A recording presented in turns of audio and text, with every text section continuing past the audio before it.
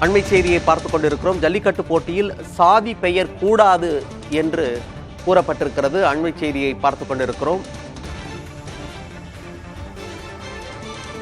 சாதி மத வேதங்களுக்கு அப்பாற்பட்டது ஜல்லிக்கட்டு. ஆகவே ஜல்லிக்கட்டு போட்டியில் சாதி பெயர் கூடாது என்று அறிவிக்கப்பட்டிருக்கிறது. அண்மை செய்தியை பார்த்துக் கொண்டிருக்கிறோம்.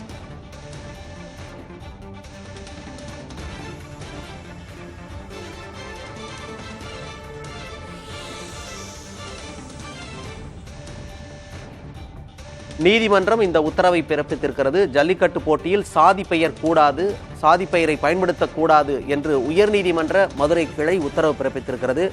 நீதிமன்றத்தின் உத்தரவை முறையாக கடைபிடிக்க வேண்டும் என்றும் கூறப்பட்டிருக்கிறது. அண்மை செய்தியை பார்த்துக் கொண்டிருக்கிறோம்.